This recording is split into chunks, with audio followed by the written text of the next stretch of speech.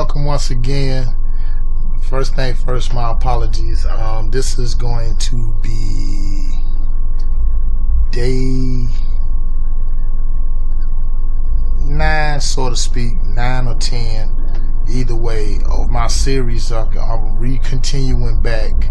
My Harus don't appear on no stamp, and I waited till this day to get back on top of it.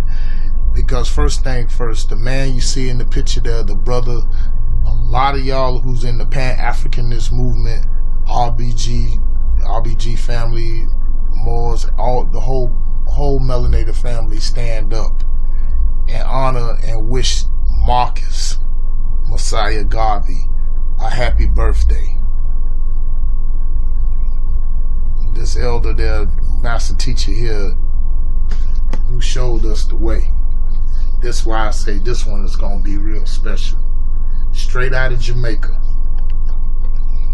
You're looking at the man who's the father of the Pan-Africanist movement.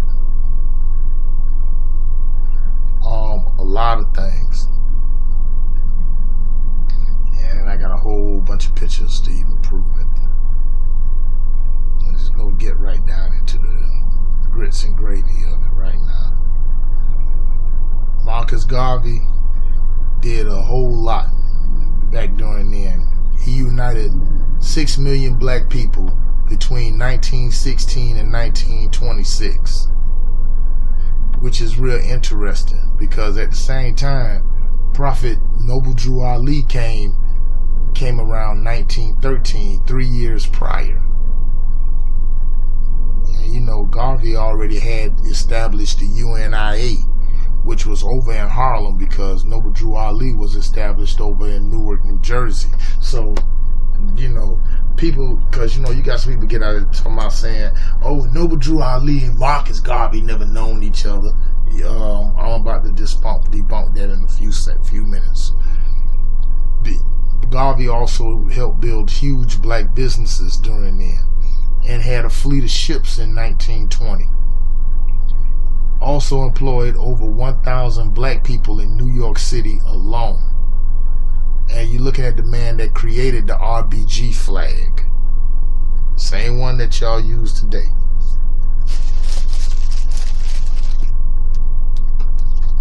Because a flag is supposed to represent a nation. That's why I say United States is not a nation, that's a corporation. Always has been, always will be. So all you butthurt racist cracker trolls, y'all kick rocks. You know what it is. But the RBG flag, well, I get it, like some of us fly, like, you know, black unity and all that. But in a court of constitutional law, you know, it doesn't represent a nationality. You feel me? But it's a lot more about this amazing brother here. You know, if Marcus Garvey would have still been alive right now and he see all these cats out, these niggers out here buck dancing and cooning and so on and so forth, he's rolling over in his grave. This the same man that Sambo W.E.B. Du Bois,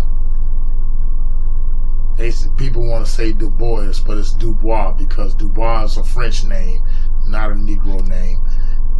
Referred to Marcus Garvey as a big old ape. The same W.B. Du Bois who y'all like, some of the so-called black history scholars talk about that junk, saying that he founded the NAACP. Well, let me tell y'all something about that. The UNIA, the United Negro Improvement Association, Garvey was trying to unite black people, which he did. Okay? Teach them about our true history. Teach us about being proud of who you are. And see, during that time, the NAACP, which was founded by white people, by the way, although they wrote in that book trying to tell y'all, W.B. Du Bois don't even consider himself black. He took on his white side. That's how he had that little stupid little curly ass mustache, looked like a damn queer. Anyway, you know, they frowned upon Garvey and his UNIA movement and stuff, because even to this day, when you talk about the NAACP, what you got up in there? A bunch of bourgeois ass niggers still kissing a lot of these white sponsors' asses. What you expect? It was founded by small hats in the first place. That's how they infiltrated. Garvey wasn't with that shit. He said, nah, he ain't letting no crackers getting up in here. Same thing with Prophet Noble Drew Ali. He ain't letting none of them white boys get up in there either. And see, and I'm gonna dispel something right now to prove that all y'all so-called scholars, some of y'all talking about saying that want to debunk that. Well, what the hell is this? This is Garvey, that's obviously. That's Prophet Noble Drew Ali right there. Same individual. I'm going to prove it one more time. Let me see.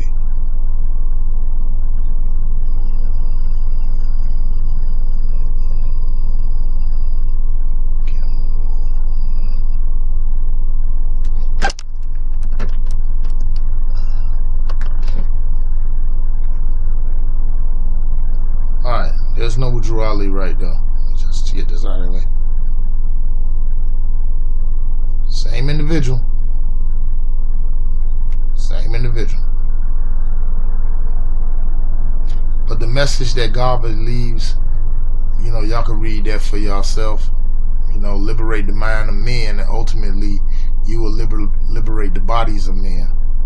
But faggot ass Gay Edgar Hoover and the FBI somehow had an agent infiltrate the UNIA, and they set Garvey up with some bogus BS letters, and Garvey had ended up being deported,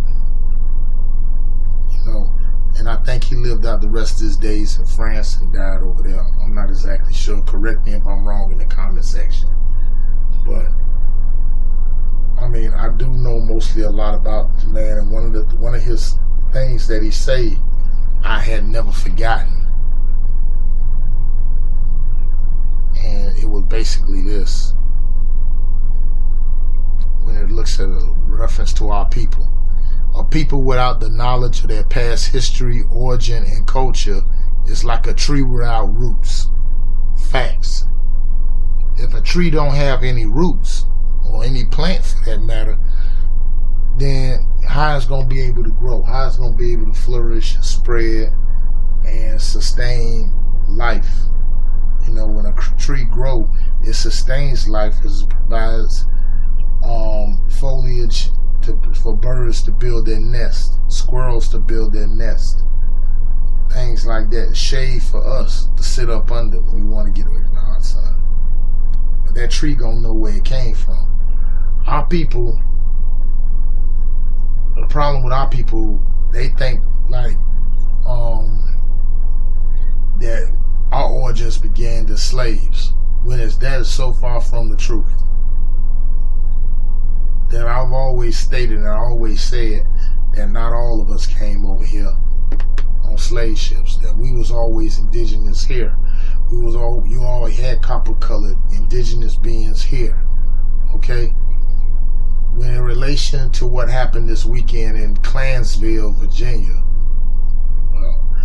you got these old the little white nationalists, skinny jean wearing faggots, carrying their little tiki torches and shit like that, causing all this. You gonna take our David Duke down. We gonna take our country back. Crackers don't have a country. The only thing that they got claimed to is a hole in the side of a goddamn mountain over in northeastern Europe, called the Caucasus Mountains. But yet, though, they're still going here, still in our culture, still in everybody else's culture, and claiming it on their own.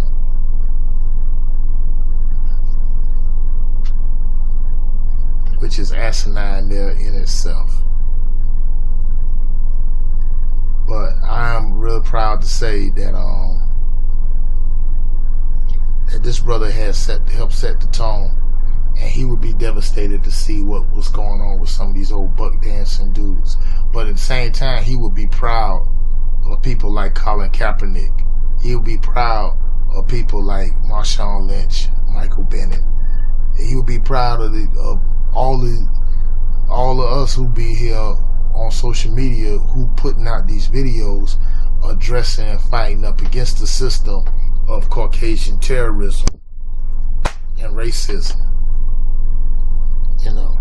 So on that tip, with that said, let me know what y'all think about in the comment section about with this. I just want to wish a happy birthday to Marcus Messiah Garvey. You guys let me know what y'all think about in the comment section, and please click the subscribe button, click the bell, share, subscribe, and I'll be back with another one.